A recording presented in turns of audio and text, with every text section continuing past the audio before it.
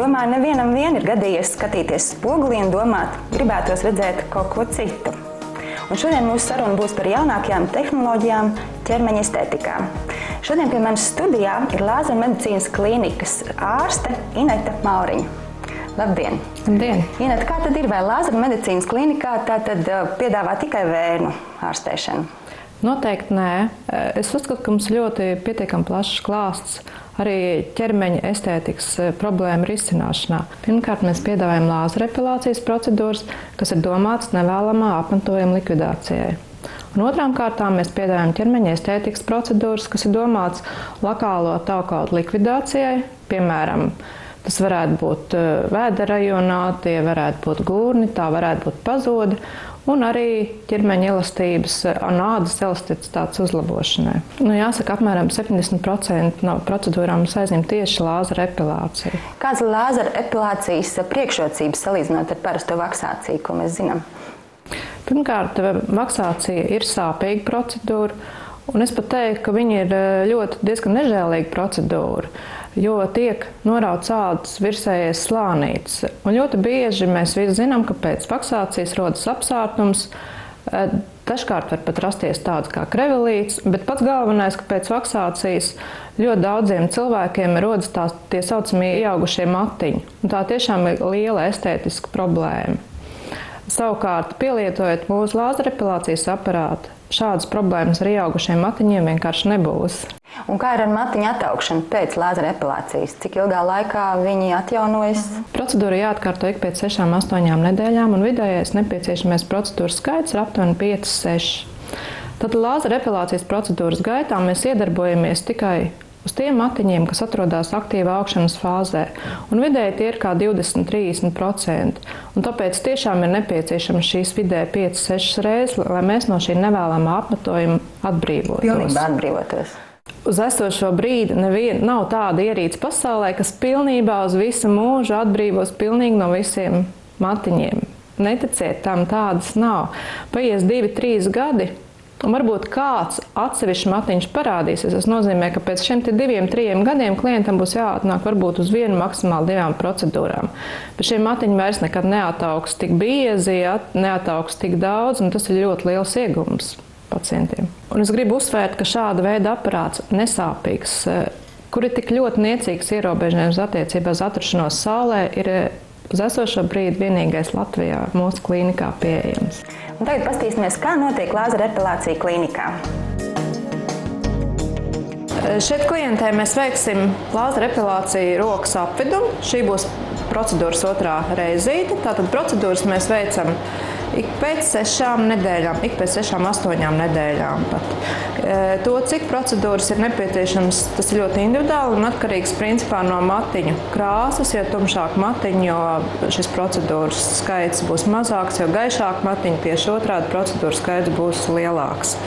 Šajā gadījumā mūsu klientē ir gaiši mati, un arī šeit mēs aplūkojam augšdelnu. Tad šie matiņi gaiši, mums vajadzēs izvēlēties lielu jaudu. Vispirms es sadalīšu, viņai tātad mēs veiksim apakšdelnu procedūru, sadalīšu laukumiņos 10×15 cm. Šeit lāzerepilācijas aparāts tad piedāvā dažādas reģionus. Mēs tad izvēlēsimies roku, ko mēs tagad. Klienti tātad viņiem matiņi gaiši, līdz ar to mēs izvēlēsimies samērā augstu enerģiju. Viens šī laukumiņa apstrāde, tātad mēs redzam ilgst 80 sekundes. Procedūras laikā tātad gan personāls, gan pacienti lieto brilles. Ja jutīsiet kaut kādas mazliet nepatīkamas sajūtas, sakiet man uzreiz, mēs apstāsimies, atpūtīsimies un tad turpināsim tālāk. Ja? Tātad sāksim. Procedūra notiek kustībā, ar riņķveida kustībām. Mēs smuki apstrādājam, ko pacienti jūt.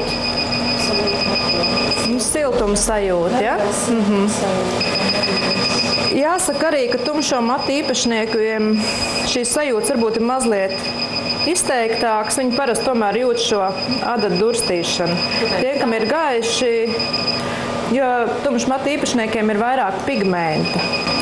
Jāsaka, šis aparāts ļoti veiksmīgi un plaši tiek pielietots arī tādās valstīs, kur ļoti daudz melnādaini iedzīvotāji.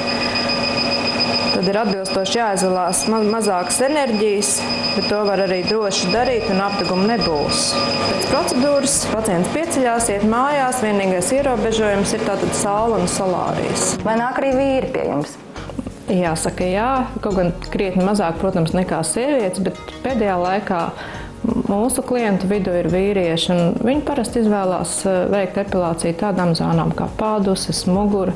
Ja mēs runājam par vīriešu seju, tad vīrieši ierodās uz mūsu klīniku, lai veiktu epilāciju kakla zonai. Tā ir zona, kur ikdienā tiek pakļauta berzei. Tā ir apkaklīte, tā ir šalle.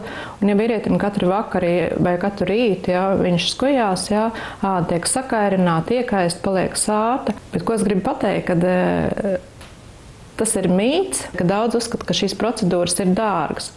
Salīdzinoši ar vaksāciju, protams, vienas procedūras izmaksas ir dārgāk nekā vaksācijai.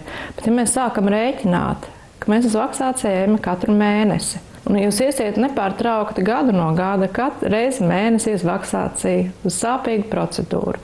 Taču, ja mēs runājam par šo mūsu lāzeru epilāciju, tās būs 5, 6 gaišo matiņu īpašniekiem, varbūt 7, 8 reizes. Pēc tam būs ilgs miera periods. Diemžēl nevienmēr spogulis rāda to, ko gribētos redzēt, runājot par savām ķermeņa formām. Pastāstiet lūdzu par taukaudu samazināšanas procedūrām. Mūsu lāzera medicīnas klīnikā mēs piedāvājam procedūras, kas ir domātas lokālās aptaukošanās mazināšanai un ādas elasticitātes uzlabošanai. Šīs nav procedūras liekās svaras samazināšanai, noteikti nē, un to es noteikti gribētu uzsvērt. Šīs ir procedūras lokālā taukauda samazināšanai problēmu zonās. Sievietēm, kā mēs zinām, tas parasti ir vēderiņš, tīpaši pēc vairākām dzemdībām. Tie varētu būt augšdelmi, tie saucamie peļu vēderiņi. Tie varētu būt iekšstilbi, kāju aizmugurs, pazode. Tad mēs šo procedūru veicam ar ultraskaņu. Ultraskaņa darbības rezultātā tauku šūnu apvalciņi tiek bojāti. Tauku šūnas aiziet bojā.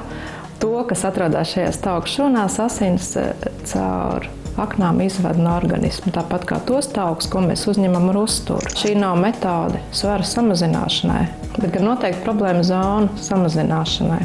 Procedūru mēs nedrīkstam uzsākt, un mēs neuzsākam nevienam klientam bez šīs iepriekšējās konsultācijas. Taukaudas samazināšanai tātad mēs izmantojam šo ultraskaņu, bet uzreiz pēc ultraskaņas procedūras tiek veikta radiofrekvences procedūra. Ja, piemēram, nav vajadzības samazināt taukaudu slāni, bet tikai ādas elasticitāti uzlabot. Tādā gadījumā mēs nelietojam ultraskaņas aplikatoru. Ultraskaņa nav vajadzīga, jo ar ultraskaņu mēs ceļam tikai šīs tauku šūnas.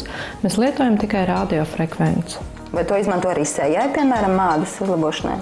Jā, sejai jāsaka ļoti bieži to izmanto, jo sejai, kur izmanto visvairāk ultraskaņa, tiek izmantot tā saucamā dubultzoda likvidēšanai. Bet ļoti bieži atnāk sievietes gados, un viņas vēlās vienkārši tādu svaigāku izskatu, mazāku virspusējo krunciņu, un tad lielisks līdzeklis ir šī radiofrekvence. Lai iegūtu maksimāli labu rezultātu, šī procedūra jādara atkārtoti? Pilnīgi noteikti nav jēga veikt vienu procedūru, ja efektivitāte nebūs nekāda. Tad nepieciešams iziet procedūru kursu. Tad tas ir 4 līdz 8 procedūras, vidēji 6. Tagad apkopojot mūsu sarunu, ko jūs varētu ieteikt skatītājiem, gatavojoties varbūt jau nākamajai sezonai, vasaras sezonai? Šeit es pirmkārt gribētu ieteikt uzsākt šo lāzeru epilāciju, jo, lai mēs atbrīvotos no matiņiem, līdz vasarai mums ir 5 mēneši, tad tas ir īstais laiks, lai mēs sagaidītu vasaru, pilnīgi droši varētu iet sauļoties, peldēties, nedomājot par nevēlamu apatojumu. Es domāju, ka 21. gadsimtā mums tiešām nav jābaidās un ir jāizmanto visas šīs priekšrocības, ko mums šis laikmets sniedz, un droši varam veikt gan lāzera epilāciju, gan ķermeņa korekciju. Tas ir galvenais nesāpīgi, efektīvi, tas ir droši. Ko mēs varam teikt skatītājiem? Kal ratus ziemā, ragavas vasarā. Lai būtu gatavi vasarai, varam sākt gatavoties jau ziemā.